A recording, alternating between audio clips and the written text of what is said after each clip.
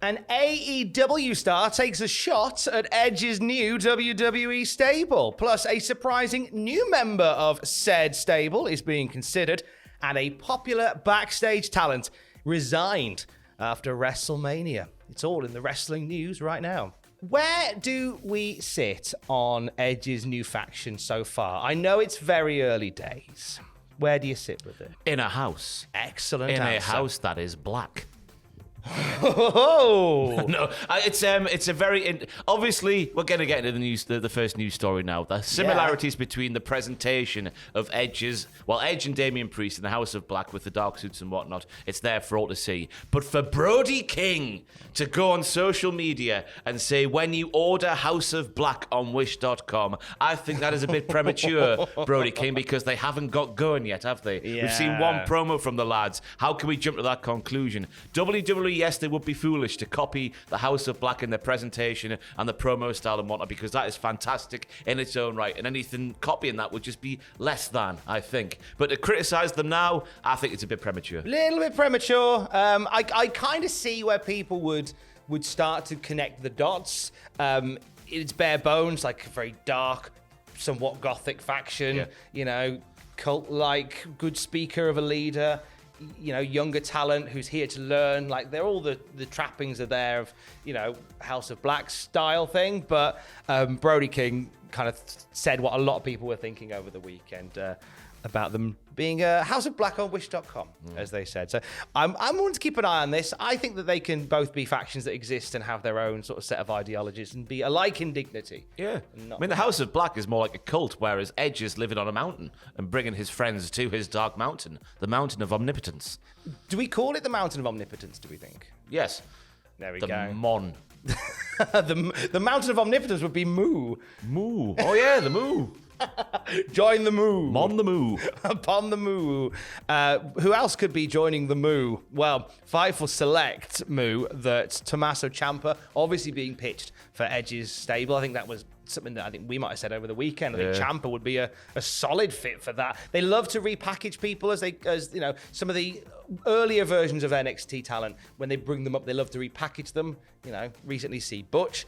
I wouldn't be upset with Ciampa being repackaged as a follower of Edge. Absolutely, yeah. Just looking at Tommaso Ciampa as a man, as a human man, I think him as a heel way outweighed him being as a babyface. Even though he was very good at being a babyface, he sort of was relatable in a weird kind of way. As a muscular man like that can be relatable as you can be. But him being a heel and a psychotic one at that, and him going into this cult-like thingy kind of that Edge is building, I think it fits. But there's one more name, isn't there, Tom? There is another name. Fightful saying that Rhea Ripley is another name that was pitched over the weekend to join this new faction. Now, Fightful were keen to point out that these are just pitches. They don't necessarily mean what this group will look like. However, last night on Raw, Rhea Ripley, after she and Liv Morgan lost their match, walked off and left Morgan behind, which is a shame because they were kind of just getting a motor running with a fun little team there. But I feel like they're going to just sort of cut that off before it gets any bigger. Yeah. And just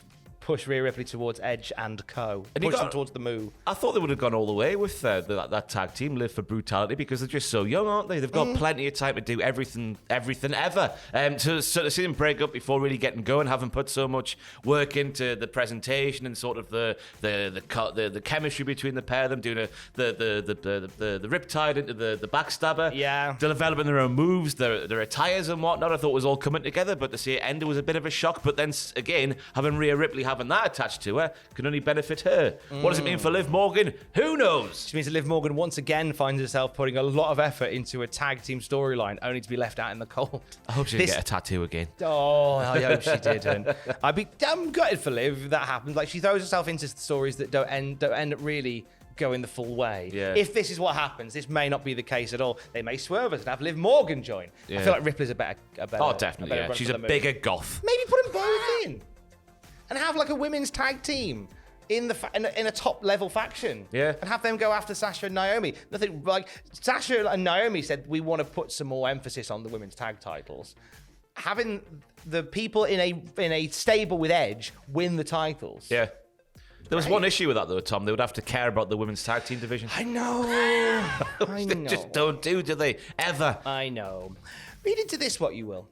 So, Dark Side of the Ring put out a tweet over the weekend, and it was a photo of Steve Austin. Now, reckon it's probably from about 92. He's outside the Sportatorium in Dallas, Texas. And he's got the hair.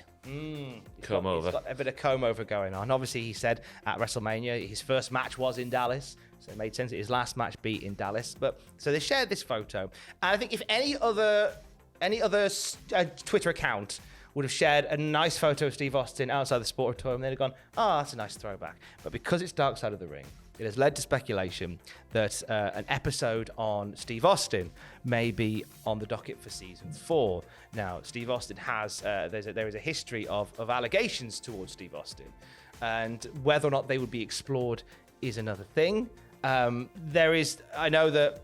think it might be Lewis in our work chat who made a really valid point on this and said that the Dark Side of the Ring editors and producers are very much in support of Steve Austin in general. He was very much a factor in putting together the Brian Pillman episode. Whether or not they would do an episode on some of the allegations towards Steve Austin is yet to be seen. But it was some food for thought that I don't know whether they meant to drop it or not. Oh, they meant to do it, didn't they? Yeah, it seems weird to put that out and... especially if you're a Dark Side of the Ring Twitter account and you share that picture. Yeah, I guess we just got to watch this space and see what comes for season 4. Any sort of update when that's getting announced? The run order for no idea as of yet, actually. Nothing on my phone. No. We'll keep an eye on that one at cultaholic.com, most definitely. We will say our final story is a tough one. It's a sad one because it's somebody from behind the scenes who's had a lot of love over the past few years in WWE, hasn't it? Yes, it's the ginger one. Pat Buck. I say ginger one because they never get a name, do they? They're just, they're the people who split up brawls and whatnot. He is the ginger one in the nice suit. He got battered by Nia Jax during the pandemic era, if memory serves. Yeah. So that's the one we're talking about. Mike Johnson, a PW insider, reported initially that Pat Buck had resigned from WWE, where he was working as a producer. He actually, along with Michael Hayes, was producing the main event between Roman and Brock. So he had a big hand in that big match. Sources after this... sources say that Pat Buck informed officials after the main event that he was going to leave the company, and it was by mid-afternoon yesterday he'd gone. Pat did confirm his exit on social media, saying, "As a producer/agent, I feel I've accomplished everything I want to do within WWE in the last 3 years. My endless gratitude beams from working with so many wonderful talents, especially the ultra-talented women's division. Sending love to the production team, stage crew, parking, travel, makeup, photo, digital security, IT, writers, props, social, legal, seamstress, live events, medical, and any other department I have worked at or worked and leaned on for something. I look forward to using my new time to return and expand my training school and promotions, working all over and sleeping in my own bed more than twice a week." So I don't think there was any bad blood, any ill will. He just sort of went, "Do you know what? Now I've done that main event of WrestleMania. I've done everything I want to do." Shades of Will Young. I think I'm going to leave right now before I fall any deeper. I thought you were going to make it evergreen. But of course, Pat Buck has a massive hand in the Creator Pro wrestling school in the northeast area of that there America, with Brian Myers producing the likes of MJF, Max Caster of the Acclaimed and other people of that ilk. So maybe he's going to put more emphasis back on that, get some more people their break in the wrestling world. So I don't know what we say here. All the best to him. All the best to Pat Buck. All the best to Pat Buck. I'm just thinking about that time Will Young covered a song by Bat for Lashes. Which one was that? Daniel. How's that go?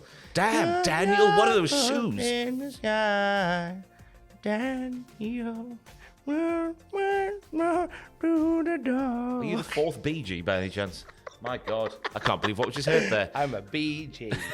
All the best, Pat Buck. Yeah. You go do your thing, live your dream, live your best life, and have an amazing day. For you for watching this, and more news throughout the day you can find at cultaholic.com. We are running out of these. Cultaholicshop.com. Oh yeah, Sam, I'd love to kiss you. Go on then, Tom. I'd love to kiss you. We love a we do love a kiss. Sam and we love a kiss. You've all done it at home, haven't you? You've all done it at home. More news throughout the day, and get these bad boys, these Starcross lovers at cultaholicshop.com. Stay safe. Love you. Bye.